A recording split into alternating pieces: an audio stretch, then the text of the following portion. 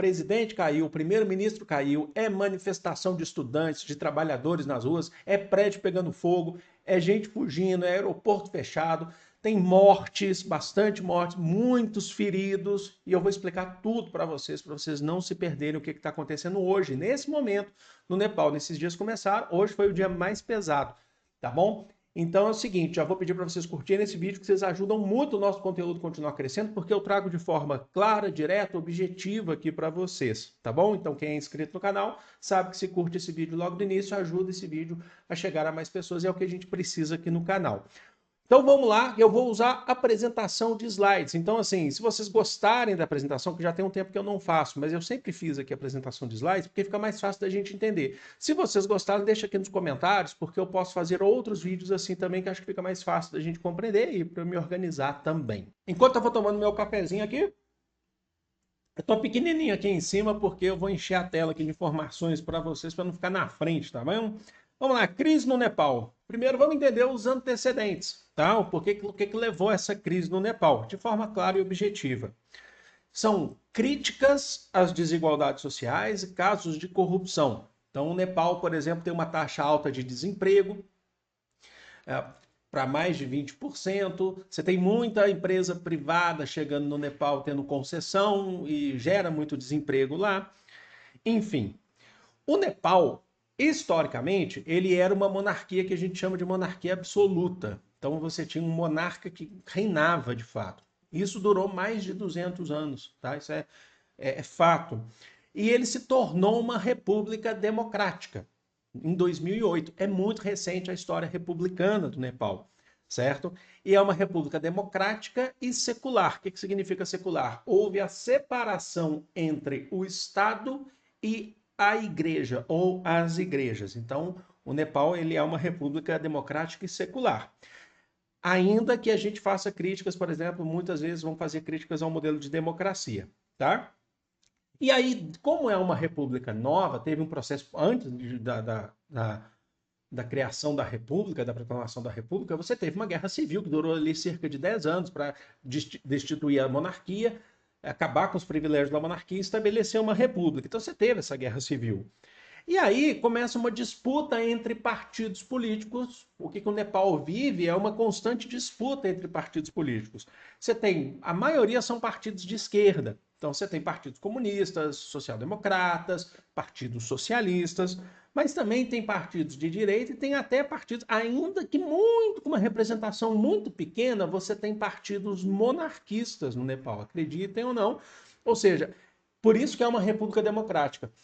É uma república democrática, só que desde o início, os governos de esquerda, sejam comunistas ou sejam social-democratas, que aí não são comunistas, eles conseguem ter maioria no parlamento, eles são mais fortes, eles conseguem governar o Nepal. Então você tem essa disputa por poder.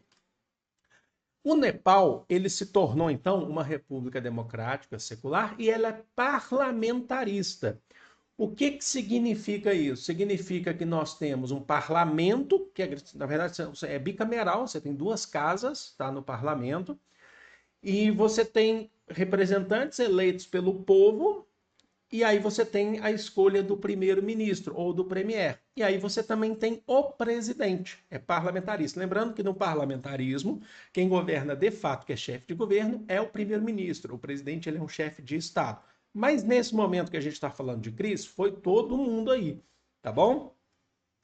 Já entendendo, então, o porquê de uma crise, disputa política, muitas vezes opressão, economia, desigualdades sociais, altas taxas de desemprego, a gente chega no momento atual. Aí você tem um estopim. O movimento atual, no dia 4 de setembro, o governo nepalês, para a gente todo mundo entender, ele decretou o bloqueio de cerca de 24 a 26 plataformas online, tá? De redes sociais. O Facebook, o Twitter, o YouTube, LinkedIn, tá bom? Reddit, vários aplicativos, várias redes sociais. Qual foi a justificativa? Evitar fake news, segundo eles, e que eles precisavam que as pessoas se registrassem. Eles estabeleceram, o governo lá estabeleceu uma nova lei, uma nova regra, de que para você utilizar a rede social, você tem que ter um CPF. É uma forma de evitar crimes online. Então, assim, para você entrar, isso é muito comum, inclusive, para quem não sabe, tá? Tomando meu café aqui, no continente asiático, tá? Não é só no Nepal. Por exemplo, Coreia do Sul, você tem também um controle muito rígido. Ah, mas a Coreia do Sul, a Coreia do Sul mesmo, você tem um controle muito rígido de utilização, inclusive de identificação para utilização de internet. Você tem essas questões. A justificativa é uma regulamentação. Espera aí, gente, Pedro do futuro para passar uma informação importante, porque eu acho que faltou isso no vídeo. A briga vem com as Big Techs, tá? Então, assim, eu falei também sobre justificativa, utilizar isso como justificativa por conta de corrupção, de má gestão de governo, também. Mas a briga vem com as Big Techs, que as Big Techs funcionam como um mecanismo de abertura de mercado do capital dos Estados Unidos nos países. Tá bom? Então acho que é muito importante falar sobre isso, porque a gente precisa fazer essa crítica, tá? Então existe sim uma briga das Big Techs com os governos, tá bom? Então fica aí que, principalmente as redes sociais, elas vão influenciando cada vez mais os jovens e isso é proposital. Ah, então dá para dizer que os Estados Unidos têm uma participação no que está acontecendo, como em vários outros momentos no mundo, como, por exemplo, o que eles chamaram de Primavera dos Povos Árabes e tal. Sim, tem isso sim, acho que é muito importante destacar. Só que isso gerou um caos no Nepal. Por quê? Porque entendam que é uma bola de neve que vai cada vez mais crescendo. Começaram as manifestações em massa na capital Katmandu. Então, essas manifestações foram feitas principalmente por jovens estudantes, começam ali o que a gente fala, a geração Z, certo? Começaram a queimar prédios. A cultura pop teve muito envolvida, então você teve muita bandeira do One Piece, né, do mangá barra anime. One Piece, muitos jovens foram para as ruas protestar e eles foram reprimidos violentamente, certo? Então começou uma onda de ataques, edifícios públicos sendo incendiados, muita coisa. Os jovens começaram a ir para as ruas mesmo para protestar, e aí você teve confronto com as guardas nacionais, com a Polícia Nacional. Até agora, no momento que eu estou gravando esse vídeo, 19 pessoas morreram e centenas já ficaram feridas, tá bom? Ainda no dia 8, que é ontem, né? Eu estou gravando esse vídeo no dia 9, que ainda está tendo desdobramento, o governo revogou a proibição das redes sociais. Ele falou assim, ó, deixa de valer. Então tá, vamos voltar a ser como era antes. Só que o caos já estava instalado. E eu quero que vocês entendam que a questão das redes sociais, da população indo para as ruas, também foi um que a gente chama de estopim. Não tem o estopim lá da Primeira Guerra Mundial, a morte do Francisco Ferdinando? Na verdade, os motivos eles são muito além. Então, isso é o estopim. Então, não adiantava mais. Lembra aqui no Brasil, dos 30 centavos da passagem? Não era por conta só do aumento. Era também, tá? Mas é por uma questão de investimento, de corte de educação. Lembra disso? Então é isso.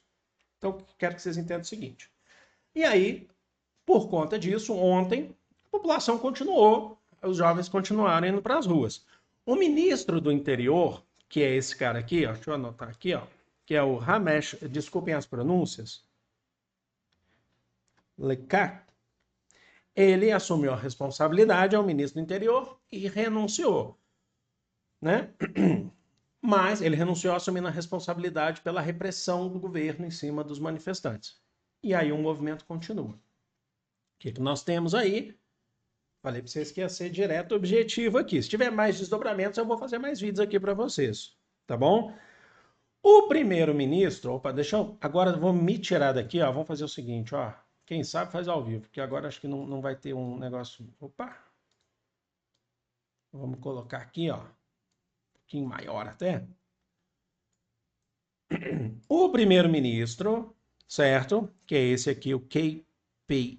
Sharma Oli, que é do Partido Comunista do Nepal, renunciou. Mas não só ele, o presidente, que é o Ramchandra Poudel, do Congresso Nepalês, que é um partido social-democrata, não é partido comunista, tá? O presidente, então, ele era do Partido Social-Democrata, e diversos outros ministros também renunciaram e tentaram fugir e buscar abrigo ou buscar abrigo em quartéis.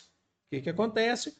O exército nepalês ele fechou o aeroporto internacional de Tribhuvan, interrompeu voos internacionais para tentar controlar o caos, impedir a saída de mais gente ou a entrada de mais pessoas.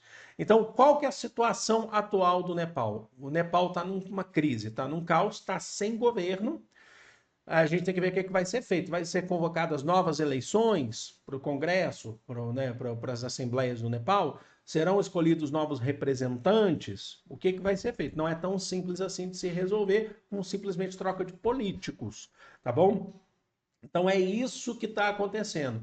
Você tem muita gente falando, eu acho que é muito importante falando assim, o Nepal é uma ditadura comunista de esquerda como a Coreia do Norte. Não é. Você tem governos de esquerda muito mais fortes do que tudo no Nepal, certo? Mas você tem, a gente costuma falar que o Nepal tem uma economia mista, a iniciativa privada lá está crescente no Nepal também, mas você também tem a questão da força do Estado, tá? Então é diferente aqui. Mas você tem governos de esquerdas muito mais fortes do que os outros. Gostaram da nossa apresentação aqui? E se vocês ficaram até aqui, eu peço para vocês curtirem esse vídeo e também conhecer o nosso cafezinho Vero, que eu fico tomando aqui durante as apresentações, que é um café super gostoso, super saboroso e é um café por assinatura. Então, o café que eu estou sempre tomando aqui chama Vero, gente. Café Vero. É um café por assinatura. Você assina e mensalmente você recebe uma caixa da Vero super gostosa na casa de vocês.